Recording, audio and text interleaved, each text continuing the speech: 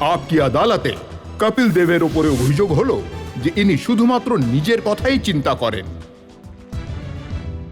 কপিল যারা ক্রিকেটের স্টার, তাদের কথা যদি বলা হয়, বিশেষ করে আজ আমি আজহারউদ্দিনের কথা বলতে চাই। ম্যাচ ফিক্সিংয়ে আপনার নামও উঠেছিল, আজহারের নামও উঠেছিল, অজয় জাদেজার নামও উঠেছিল। আপনি সিবিআই এর থেকে ক্লিন চিট পেয়েছিলেন, ক্রিকেট বোর্ড থেকে ক্লিন চিট পেয়েছিলেন, কিন্তু আজহারউদ্দিনকে আপনি মাঝপথে ছেড়ে সাইড হয়ে যান। বেশিরভাগ ক্ষেত্রে প্রত্যেকটা প্লেয়ারের নিজের সম্পর্কে জানা উচিত আর সামনাসামনি চিৎকার করে বলা উচিত, বা যদি কোনো ভুল হয় তাহলে মেনে নেবে যে ভুল হয়েছে।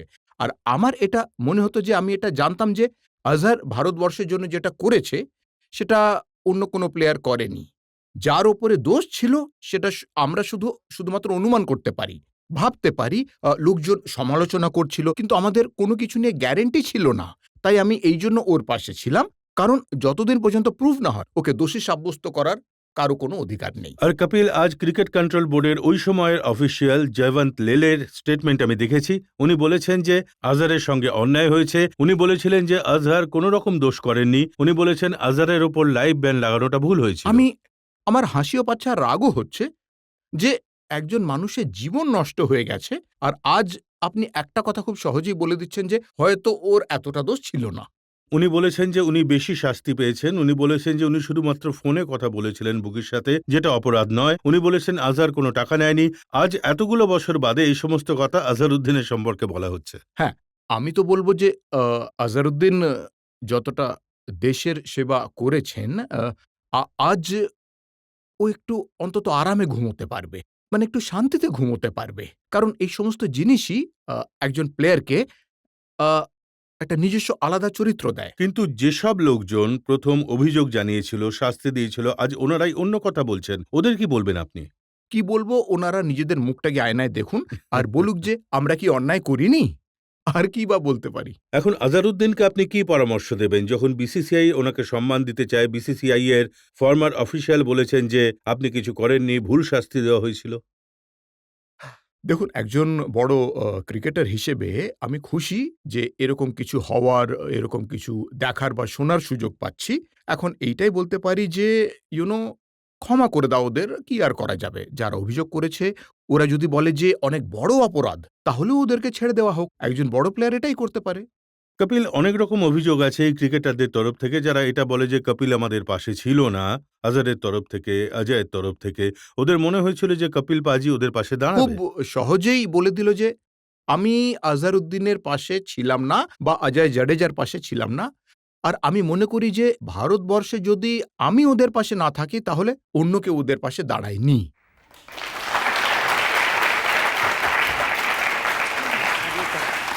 আর যদি যদি ওরা দুজনে এটা বলে তাহলে আজ এটা বলবো যে আমার খুব আফসোস না, হচ্ছে। এটা আমি আপনাকে অবশ্যই বলতে চাই যে এটা অজয় জাদেজাও বলেনি, আজহারও বলেনি। ওনারা দুজন আপনার খুব প্রশংসা করেছেন। আজও আজহারের সাথে কথা হয়েছে।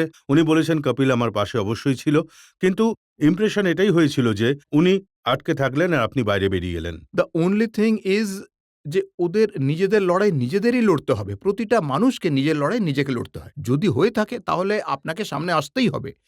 আমার যদি মনে হতো যে আমার উপর কেউ অভিযোগ দিচ্ছে, আমি একটা সময় পর্যন্ত ওদের থেকে আশা করতে পারি যে আমার পাশে থাকুক, আমার জন্য বলুক। কিন্তু কখনো নিজে উঠে দাঁড়িয়ে বলা উচিত নিজেরও যে এইটাই হয়েছে। হ্যাঁ, হ্যাঁ, এটা হয়েছে। যদি তুমি না বলো, চুপ থাকো। আর আমি আজহারকে বারবার এটাই বলি, আমি অজয়কেও বলি, তোমরা যদি ভুল না করো তাহলে কাকে ভয় পাচ্ছ? ভগবানের সাথেও লড়াই করতে হবে। হ্যাঁ, চুরিটা যখন করোনি তাহলে যে কারোর সাথে লড়াই করতে পারবে।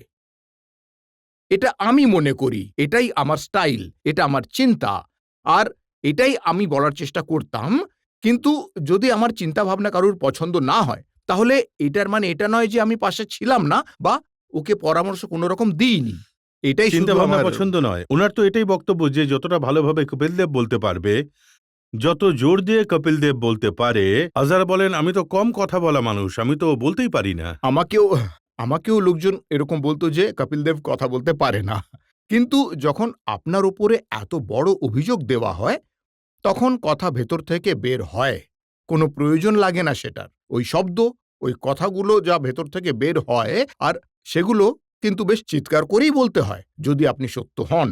আর আমি জানি যে সব প্লেয়াররা কথা বলতে পারে না, কিন্তু আমি যদি কারুর হয়ে কথা বলি সেই কথাগুলো তার নিজের বলাটাও কিন্তু খুবই ইম্পর্টেন্ট। ওনার এটা মনে হয় যেমন হার্শাল গিবস, ওনাকে পুলিশ ডেকেছিল, উনি স্বীকার করেছেন হ্যাঁ আমি বুকির সঙ্গে কথা বলতাম। উনি সমস্ত রকম অভিযোগ হ্যান্সি ক্রোনির ওপর লাগিয়ে দিয়েছিলেন, কিন্তু ওখানে কারোর এরকম ধরনের শাস্তি হয়নি। ওনারা আজও খেলে যাচ্ছেন।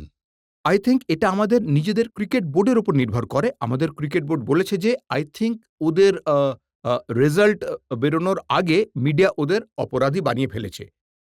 বাদবাকি যেটা বেঁচে ছিল ক্রিকেট বোর্ড অপরাধী করে কপিল, দিয়েছে। আপনার কি মনে হয় না আইসিসির লোকজন বেশি রেগে আছেন এশিয়ান ক্রিকেটারদের উপর, ইন্ডিয়ান ক্রিকেটারদের উপর? কারণ যে সমস্ত চার্জ শেন ওয়ার্নের ওপর দেওয়া হয়েছে, সেক্স স্ক্যান্ডেলের অভিযোগ লেগেছিল, ম্যাচ ফিক্সিং এর অভিযোগ লেগেছিল, ডোপিং এর অভিযোগ লেগেছিল, ওনাকে তো কেউ কিছু বলেনি, ওনাকে তো কেউ বাইরে বার করেনি। আই থিংক এগুলো নিজেদের ক্রিকেট বোর্ডের ব্যাপার। আমাদের কালচার একটু অন্য ধরনের, অস্ট্রেলিয়ান কালচার আবার অন্য ধরনের। ওদের কালচারে যদি এসব জিনিস মানে সাধারণ ব্যাপার হয় তাহলে ওদের নিজেদের বোর্ড সেটা দেখবে। আমাদের ক্রিকেট বোর্ড বা আমাদের সংস্থা বা আমাদের যে মানে যে আমাদের সভ্যতা রয়েছে সেগুলো আমাদের এইসব জিনিস ওপেনলি করা অ্যালাউ করে না। আর সেই জন্য মানে মানে আই থিংক আমাদের ক্রিকেটে বোর্ড যদি কোনো স্টেপ নিয়েও ফেলে তাহলে I think it's not something we are going শুধু এগেইনস্ট ইন্ডিয়ান আওয়ার্স। ক্রিকেট বোর্ডে নয়, পাকিস্তান ক্রিকেট বোর্ডে শোয়েব আখতারকে দেখেছি, উনি মুখ লুকিয়ে চোখের জল ফেলতে ফেলতে বাইরে গেছেন ইন্ডিয়া থেকে।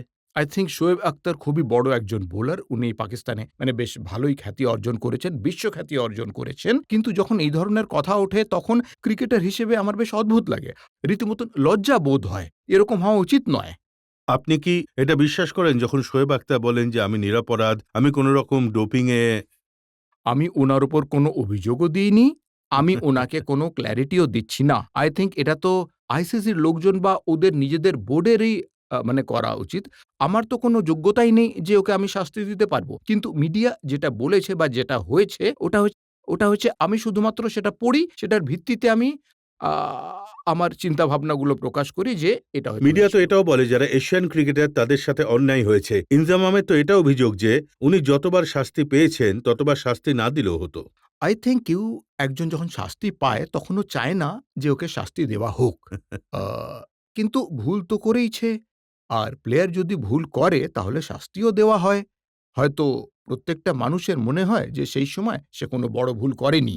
যখন আমাকে টেস্ট টিম থেকে বের করে দিয়েছিল একবার, তখন ওই সময় আমারও মনে হতো যে আমি এত বড় ভুল করিনি। কিন্তু সময়ের সাথে, সাথে আপনি শিখে যাবেন যে হয়তো ভুল করেছিলেন।